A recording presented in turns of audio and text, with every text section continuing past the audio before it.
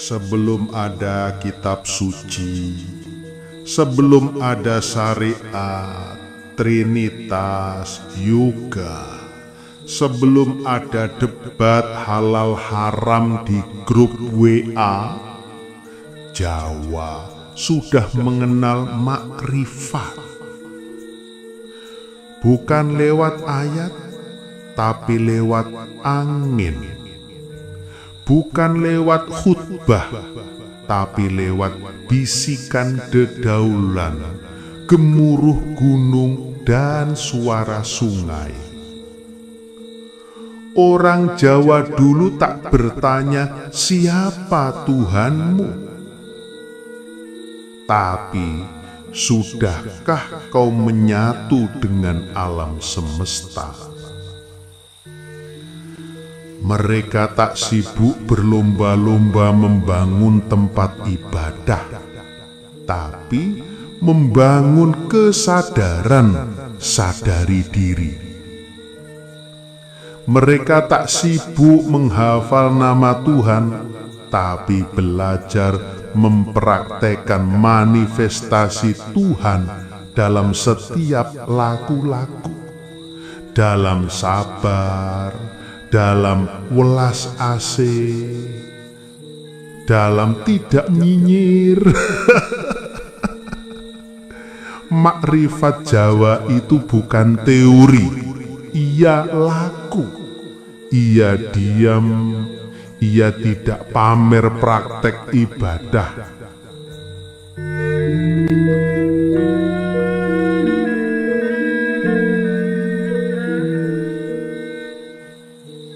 Aku pernah bersumpah ketika Majapahit runtuh, ketika Brawijaya digulingkan, ketika agama gurun pasir datang dengan bendera dan batu hitam di Gunung Tidar, aku berkata, aku akan kembali ketika manusia lupa pada asalnya, ketika agama jadi alat dagang, ketika wejangan leluhur dikalahkan oleh algoritma. Dan lihatlah sekarang, aku kembali, bukan untuk menggulingkan atau menghancurkan agama, tapi untuk mengingatkan bahwa sebelum kau beragama, kau sudah Jowo, dan Jowo itu sudah makrifat.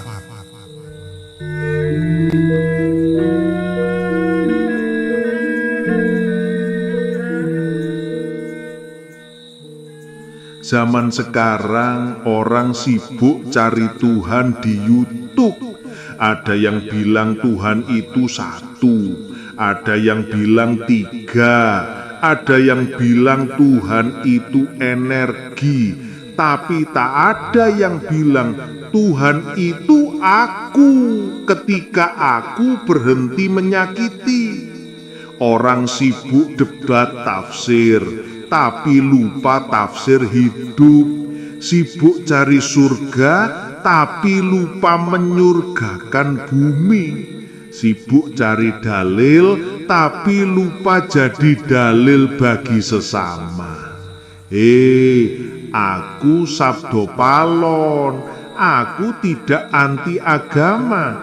Aku cuman alergi pada kesombongan rohani. Leluhur Jawa mengajarkan sangkan paraning dumadi, asal dan tujuan hidup bukan sekadar lahir dan mati, tapi menyatu dengan asalmu, sang cahaya. Mereka tidak sibuk menyebut nama Tuhan, tapi menjadi pantulan Tuhan dalam laku, dalam diam, dalam tirakat. Mereka tidak sibuk menyalahkan, tapi menyembuhkan. Tidak sibuk menghakimi, tapi memahami.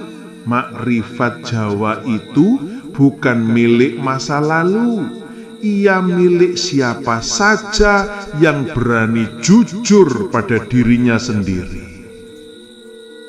Zaman sekarang, orang bisa meditasi lewat aplikasi, bisa tirakat sambil live streaming, bisa ngaji sambil endorse. Tapi apakah itu makrifat? Makrifat bukan gaya hidup, ia gaya mati. Mati dari ego, mati dari kepalsuan, mati dari keinginan untuk viral. Kalau kau ingin makrifat, jangan cari di trending topik, cari di sunyi, di antara napasmu dan bisikan tanah.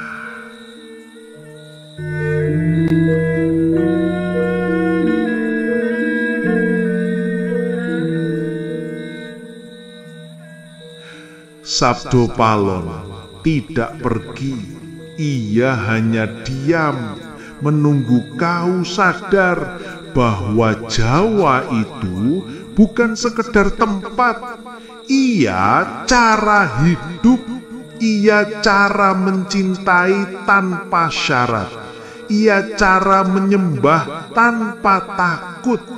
Agama boleh datang dan pergi, tapi makrifat Jawa ia abadi. Dengarlah suara tanahmu sendiri.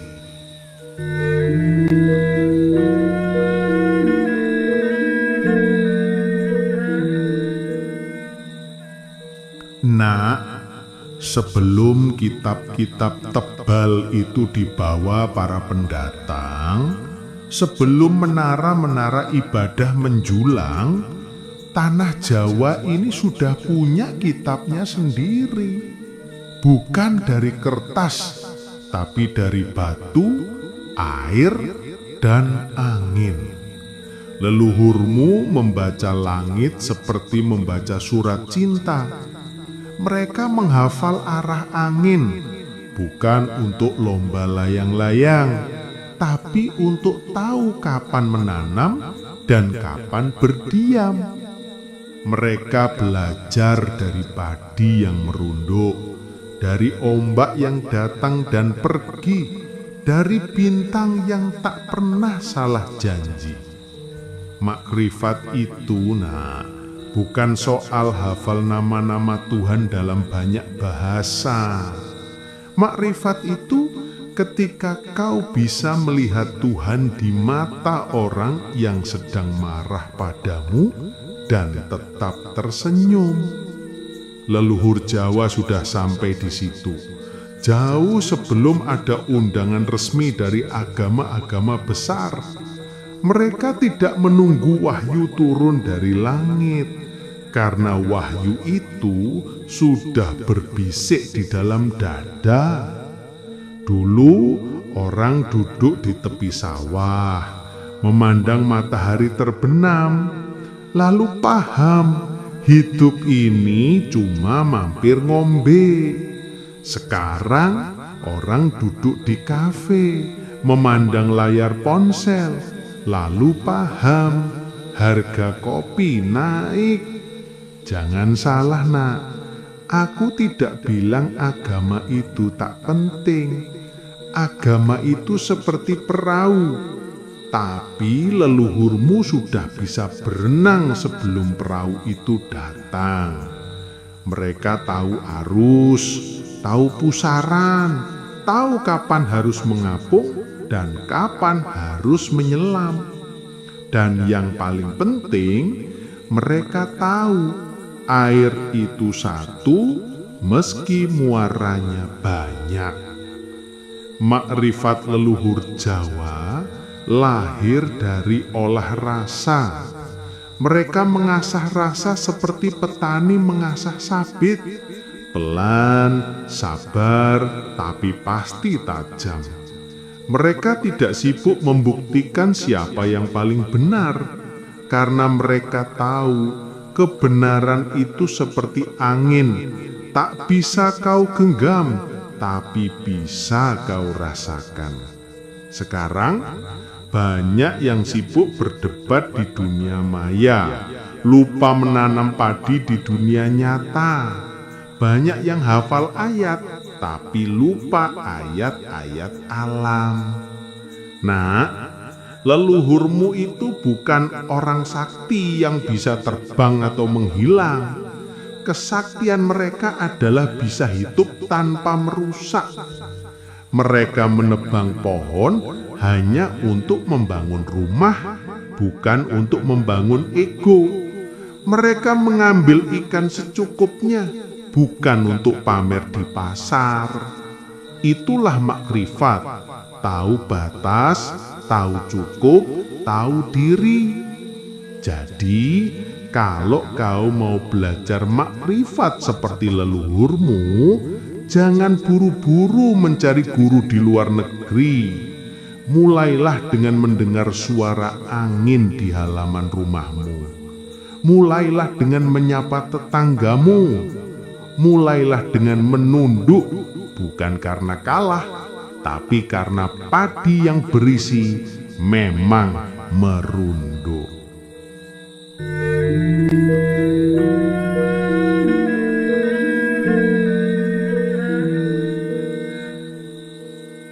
Nah, zaman sekarang ini aneh.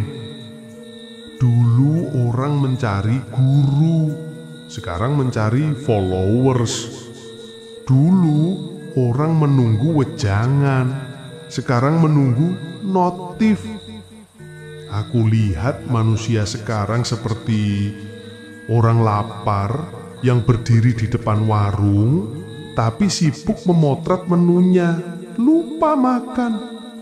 Banyak yang sibuk membicarakan kebenaran, tapi jarang yang mau menjalankannya. Dulu orang datang ke hutan untuk mencari sunyi. Sekarang orang datang ke hutan untuk mencari sinyal. Dulu orang berdoa di tepi sungai, airnya jernih, hatinya bening. Sekarang orang berdoa di mall sambil menunggu diskon. Manusia selalu bisa menemukan cara baru untuk melupakan yang penting. Kau tahu, Nak, banyak yang sekarang mengukur kesucian dari seberapa sering ia mengunggah foto ibadahnya. Padahal leluhurmu dulu mengukur kesucian dari seberapa jarang ia menyakiti makhluk lain. Dulu orang belajar diam untuk mendengar suara hati. Sekarang orang belajar bicara keras-keras supaya suaranya masuk trending topik. Aku tidak marah, Nak.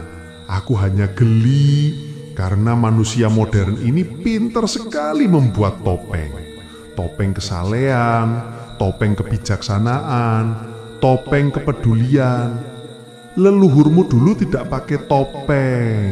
Wajahnya yo wajahnya.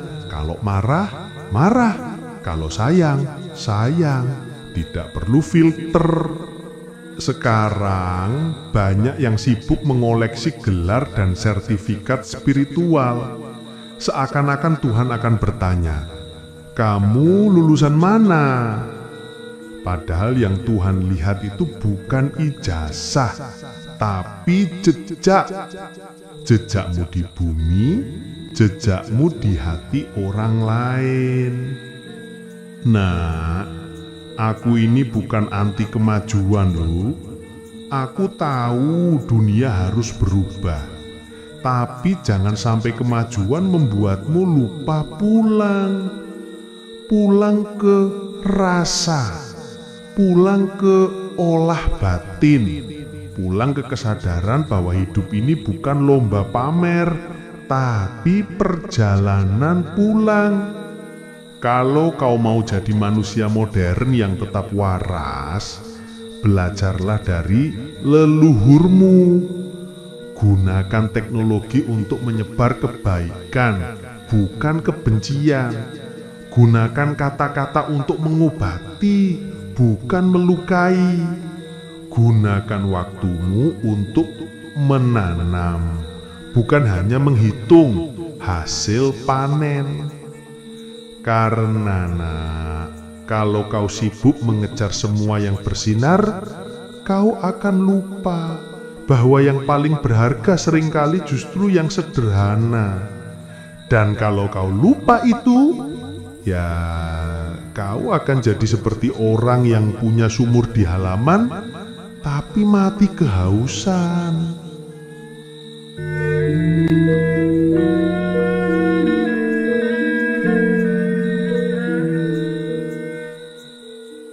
Nah, hidup itu seperti menanam padi.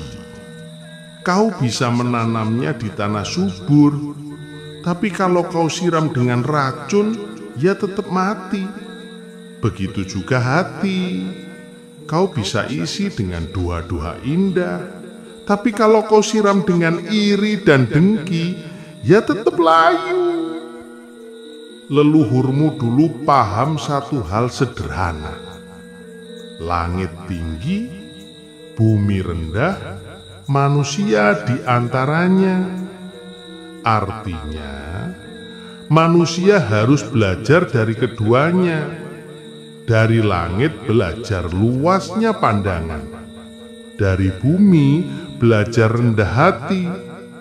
Sekarang, banyak yang ingin setinggi langit, tapi lupa menjejak bumi. Banyak yang ingin serendah bumi, tapi hanya untuk merendahkan orang lain. Olah rasa itu lebih penting daripada olah kata. Kata-kata bisa memikat, tapi rasa yang tulus akan menetap. Leluhurmu dulu tidak sibuk mencari kata-kata indah untuk pidato, tapi sibuk mencari cara agar tetangganya tidak kelaparan. Sekarang, banyak yang pandai bicara soal kemanusiaan sambil memotong antrean. Nah, hidup itu bukan soal siapa yang paling cepat sampai. Hidup itu soal siapa yang paling banyak menolong di perjalanan. Leluhurmu mengajarkan keseimbangan. Kalau kau bekerja keras, jangan lupa beristirahat.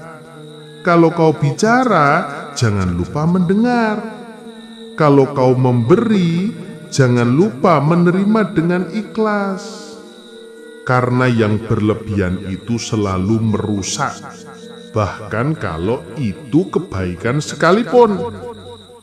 Aku pernah punya murid pinter sekali, hafal semua wejangan, cepat menangkap maksudku. Tapi suatu hari ia pingsan di tengah pelajaran. Ternyata ia lupa makan. Dari situ aku bilang, "Nah, ilmu itu penting, tapi jangan sampai kau mati konyol karena lupa makan." Filosofi itu harus membumi. Kalau terlalu tinggi, ia hanya jadi hiasan di langit. Kalau terlalu rendah, ia jadi lumpur yang mengotori kaki. Jadi kalau kau mau hidup selaras, ingat 3 hal. 1. Jaga rasa, karena rasa yang tumpul membuatmu buta pada penderitaan orang lain. 2. Jaga kata, karena kata yang salah bisa melukai lebih dalam dari pedang. 3. Jaga langkah, karena langkah yang salah bisa menuntunmu jauh dari rumahmu sendiri. Itulah filosofi hidup yang diajarkan leluhurmu. Sederhana, tapi kalau kau jalani, dunia ini akan terasa lebih ringan. Dan kalau kau lupa, ya aku akan datang lagi untuk mengingatkanmu dengan cara halus, atau kalau perlu dengan sindiran yang membuatmu garuk-garuk kepala.